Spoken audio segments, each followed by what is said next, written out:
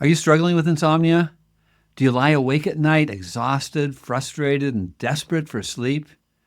Do you rack your brain trying to figure out how to finally get some shut-eye? Well, if so, you are in the right place. Hi, I'm Richard. I'm a physician turned sleep coach, and after battling insomnia for 40 long years, I finally figured out how to put it behind me. And now what I'm really passionate about is helping you do the same. So, here are my 12 keys for letting go of insomnia and enjoying peaceful sleep and peace of mind. Let's get started. Okay, the first key is to educate yourself. Now, knowledge is power, and the first step in taming insomnia is understanding it. We need to know how sleep works and how it can go off track.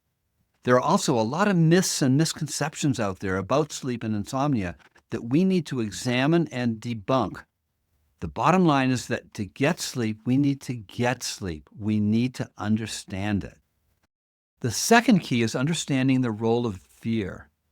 At the heart of insomnia is fear, and it goes by many names: anxiety, stress, high alert, hyperarousal. But they really all come from the same thing. They all come from this fight or flight response, which evolved millions of years ago to protect us from the real dangers we faced as primitive humans. The problem? Well, the problem is that this ancient mechanism often gets triggered by a host of 21st century stresses, one of which is simply being awake at night. And it's this false alarm that's the alarm clock keeping us awake and driving insomnia. Now, fight or flight was vital for survival in the past, but we now live in a vastly different world where our brain can misinterpret non-threatening situations as dangerous. People with insomnia tend to view lying awake at night as dangerous, and when this happens, fear kicks in, which of course makes it very hard to actually relax and sleep. Okay, the third key is don't confuse real and perceived threats. A grizzly bear is a genuine physical threat, while the inability to fall asleep, although very frustrating, is not. There's a big difference between the real threats our ancestors faced, like wild animals, hostile tribes, famine, and the perceived threats we often experience today. If we're awake staring at the ceiling at 3 a.m., this is unpleasant, very unpleasant, but it's not a real physical threat. However, the same fight or flight response can easily kick in if we overreact to it, and it's this that drives insomnia. Now, recognizing the difference between real and imagined dangers turns out to be really key in calming our brain's overreaction to wakefulness. When we see sleeplessness as just a perceived threat, it loses a lot of its sting. The fourth key is to let go of sleep efforts. While it may seem counterintuitive, sleep efforts like pills, potions, blindfolds, or even trying to force relaxation can and actually usually do backfire. The reason is that they ramp up anxiety and reinforce the belief that sleep is hard. But sleep, believe it or not, is actually an effortless process. And the less we try, the more likely it is that peaceful sleep will come our way. Okay, the fifth key is to befriend wakefulness. Rather than fighting wakefulness, the best approach, counterintuitive as it may seem, is to start making friends with it. Now, this seemed like a crazy idea when I first heard it, but over time, I realized that it's actually a powerful key to putting insomnia to rest. When we move toward a friendlier relationship with wakefulness, neither pushing it away nor dwelling on it, our struggle with sleep starts to fade. And by doing things we find pleasant when we're awake at 3 a.m., we start making wakefulness more enjoyable, or at least less intolerable. Now, this can help reassure the brain that there's no real danger, and this creates the conditions for sleep to return naturally. I started climbing out of my insomnia when I learned to drop the struggle and befriend wakefulness. In my case, by getting up and enjoying an episode of Seinfeld. Laughter really can be wonderful medicine. The sixth key is cultivating equanimity. Now, cultivating equanimity, which I think of as kind of shrugging at the universe, can be a powerful tool to calm the fear that drives insomnia. And this is something I found particularly effective when I was recovering from my insomnia. Now, equanimity doesn't mean we don't care about sleep, not at all. It's perfectly natural to want better sleep. It just means we shift our perspective from, oh no, I'm awake, to a more chill, oh well, it happens. Now, this may seem like a subtle shift, but it can actually be a powerful tool to reduce sleep anxiety and calm the nervous system, allowing peaceful sleep to happen naturally. Okay, the seventh key is don't overthink. Now, it's okay to think about and talk about sleep. That's what we're doing right here. But a lot of people with insomnia end up overthinking sleep, and this does more harm than good. The more we obsess over our sleep, the more anxiety and stress we create, making it more difficult to drift off when our head hits the pillow. Most people with insomnia are awash with distressing thoughts about their sleep, but there's a crucial distinction between thoughts and thinking, and understanding this difference can be a game changer. Now, thoughts are brief and involuntary, popping into our heads uninvited thousands of times per day. Most are just neutral, like, oh, I need to buy bread. But some are emotionally charged, like, I'm afraid I'll never sleep again.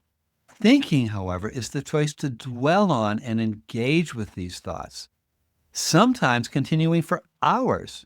And the more we dwell on distressing thoughts, the more we amplify them, which just fuels more anxiety and hyperarousal. But we don't have to take the bait. Just because a thought comes to mind doesn't mean we have to run with it. By letting fleeting thoughts go, we prevent them from spiraling into the full-blown, sleep-busting worry loops that most people with insomnia are all too familiar with. The eighth key is to be kind to yourself. A lot of people who struggle with sleep are hard on themselves. They imagine that it's somehow their fault that they can't sleep. But insomnia is due to an overreactive nervous system, and no fault is involved. Since blaming ourselves ramps up anxiety and makes sleep more elusive, self-kindness plays a crucial role in putting insomnia to rest. Harsh self-judgment only fuels anxiety and keeps the cycle going. Instead of being your own worst critic, try offering yourself the same compassion and understanding that you'd give to a child or dear friend who's struggling with sleep. And it turns out that a little kindness goes a long way in calming the body and mind and creating the conditions for peaceful sleep. Okay, the ninth key is to shift focus from sleep to life. Now, this was really helpful to me in my recovery journey. At a certain point, I discovered how important it is to stop fixating on sleep and shift my focus to living fully. So engaging in meaningful activities, nurturing relationships, and pursuing what truly matters to you can make a world of difference. This makes sleep into less of a big deal and takes it off its pedestal, which just allows it to happen much more naturally. Both life and sleep improve when we live more and think less. The 10th key is to expect speed bumps. Now, the road to insomnia recovery is always bumpy. It's never smooth or linear, and speed bumps, which are periods when sleep gets harder after it had been easier, are the rule rather than the exception. We may not welcome them at first, but it's important to know that they're completely normal and temporary and don't represent failure.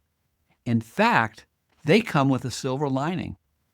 Each speed bump is an opportunity to show your brain that you're safe.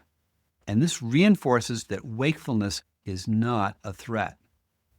Over time, this reassurance helps weaken insomnia's grip and allow sleep to happen more naturally.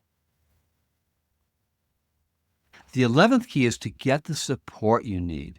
Now, struggling with insomnia can feel very isolating, which is why connecting with others on the same journey is so important. Sharing experiences, offering support, and learning from those who've let insomnia go can be incredibly empowering. Just be sure that everyone in your support group is aligned with the same recovery approach, an approach that fosters healing and self-kindness, not more anxiety about sleep.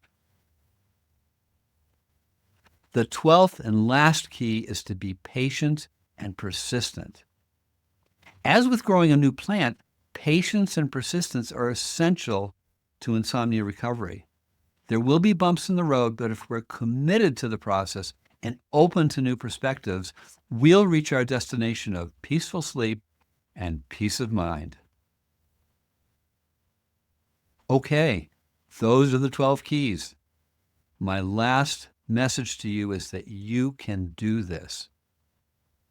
By understanding and embracing these 12 key concepts, you can turn your insomnia around and you can reclaim the peaceful sleep that you deserve.